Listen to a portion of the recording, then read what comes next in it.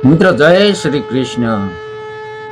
મિત્રો એક એવું વ્યક્તિત્વ, મિત્રો એક એવો શહેરો, એક એવો મહાન કલાકાર આ દુનિયાને અલવિદા કહી દીધી, જેનું નામ છે મિત્રો પંકજ ધીરજ. વિશ્વની અંદર જો કરણ કોને કહેવાય એની જો ખબર પાડી હોય ને તો મિત્રો પંકજ ધીરજ. 200 વર્ષ વ્યા જાય કે 500 વર્ષ વ્યા જાય, મિત્રો એક BR ચોપડાનું મહાભારત અને એક મિત્રો રામાનંદ સાગરની રામાયણ, જે ફિલ્મો વાળા નહીં એનું ટાઇટલ બહાર પાડવું હોય ને તો વિચાર કરવો પડે. જેને કપડાય પહેરવાની ખબર નથી પડતી એ મિત્રો દ્રૌપદીનું પાત્ર લઈને બેઠા હોય.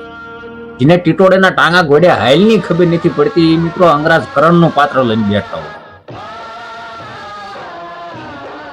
અત્યારે એ સિરિયલ બનાવી કોઈના તાકાત બહારની વાત છે મિત્રો. અને મિત્રો એક સલામ છે પંકજ ધીરજને, જે કરણ કોને કહેવાય એની ખબર પાડી હોય ને તો પંકજ ધીરજ. અને મિત્રો કરણ નું પાત્ર ભજવનાર પંકજ ધીરજ ખુદ એવું બોલેલા છે, એ ઇન્ટરવ્યુમાં એવું બોલ્યા હતા કે આ વાતની પછી મને ખબર પડે કે મહાભારતના એપિસોડ જેટલા હોય એટલા, અને જેટલા એપિસોડમાં અંગરાજ કરણની એન્ટ્રી થઈ એમાં તમારે કે એપિસોડમાં નિરખીને જોવાનું કે મારા આંખનો પલકારો નથી.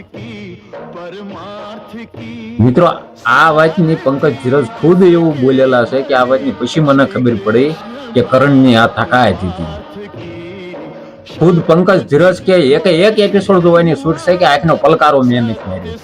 આ માયા મને કે આ વાતની પછી ખબર પડી આનું નામ પાત્ર ભજવું ગણાય. મિત્રો જયારે મહાભારતના યુદ્ધમાં જયારે કર્ણ મૃત્યુ પામે છે ને, ત્યારે દુર્યોધનના મોઢામાંથી શબ્દ નીકળે કે મરે મિત્ર કે સાથ ही विजय आस विश्वास, मरे मित्र के साथ ही विजय आस विश्वास, आंसू ही आंसू बसे दुर्योधन के पास.